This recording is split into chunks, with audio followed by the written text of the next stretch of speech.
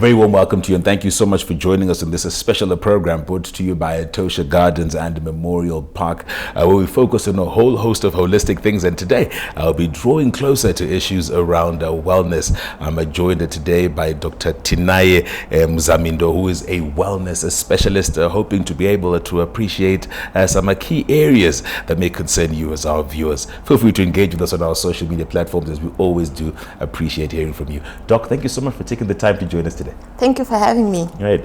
Maybe we could start off with wellness. What exactly is wellness, and how exactly does it apply? Thank you for that very important question, because what I've realized over the years is that many people don't really know what wellness is. Most people think that health and wellness are exactly the same. They are related, they correlate, but they are totally different. They are totally two different spheres. So maybe to clarify on what wellness is, I'll give a definition of what wellness is. Obviously, there are many definitions out there online and in the literature, but the definition that I like is the one from the University of California at Davis, because I believe it's very simple, it's not very long, and it's easy to then remember for any individual if they want to reproduce it. So the definition goes like this. Wellness is an active process of becoming aware of and making choices towards a healthy and fulfilling life. That's what wellness is. It kind of takes me to times when you would hear someone saying, listen, BP. I don't want to raise my blood pressure. That's actively knowing what levels of wellness one has. From a cultural point of view, I can also acknowledge that in the way we greet each other, we seem to also address connotations of wellness. That's true. So it seems like as if one's being, state of being rather, is integral for one to consider. Now, a lot of concerns that do come up are the high rates at which we see people going through loss of life. What would we then attribute issues around wellness and the high rate of loss of life? All right. So what we're seeing now, there's been a shift in the last 20 to 30 years in the world. Because obviously, earlier on, like in the early 1900s, the main problems were communicable diseases. But as life was going on and there were antibiotics which were developed, those, yes, we still have them, but they are no longer a nuisance as much as they used to be. So what is now taken center stage is lifestyle conditions, or what we can call non-communicable diseases. And those are now the major issues that are causing loss of lives. So for example, if I want to give some examples so that people really appreciate what non-communicable diseases are, things like hypertension, diabetes, chronic respiratory conditions, cancers, and injuries. So basically it means there is no external vector or a germ involved in the development of the disease. It's just about you, your genes that you were born with, and the lifestyle that you lead. Now, when you look at individuals who lead certain lifestyles, what would you say are some of the areas or lifestyles that contribute towards a lack of wellness? So in wellness, we basically say there are 6 main areas of lifestyle modifications that one can easily implement on their own. Of course, you would need to be informed about what they are so that you know what areas to pay attention to. So there are 6 main areas. So the main one is nutrition, diet, and weight that contributes significantly to one's well-being. You find once you sort out your nutrition, your diet, and your weight, you will reduce your risk of contracting any of these conditions or developing any of these conditions. And then second to the list is physical activity and exercise. And what's important to highlight here is that I've actually said physical activity and exercise, because some people just talk of exercise, they don't talk of physical activity.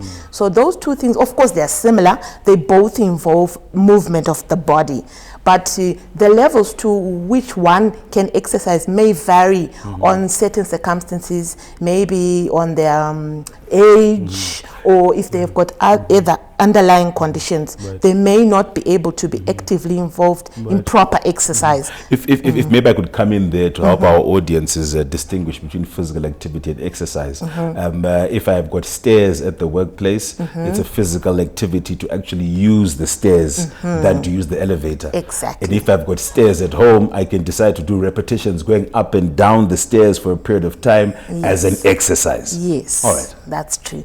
And you find with some people, especially with the elderly, just getting out of bed is a physical activity, because it takes obviously coordination of the muscles, the balance, the strength. So it always has to be age appropriate and relative to the underlying condition of the person. As long as there is improvement in the levels of physical activity. If in some cases they may be able to progress on to proper exercise, as we term it, with the recommended limitations of at least 150 minutes of high intensity exercise per week, or 300 minutes of exercise per week. So that's when we're now really talking about exercise, when you measure it and quantify it. But with physical activity, it's just the ability to be able to move. So any form of movement is physical activity. And so what we'll be looking at when we're assessing the levels of wellness of an individual is their ability to be able to improve those levels as the days go by. No, Doc, I really appreciate those insights. Maybe you could also extend to some degree how individuals can manage day-to-day stress. We do live in difficult times, and people find themselves, be it at the beginning or the end of the month, it's the same stress. But then there are also other circumstances where one may have to assist within an emergency situation that has to do with family or friends, and that these also contribute towards a social stress. How would you advise or guide one to manage themselves under such circumstances?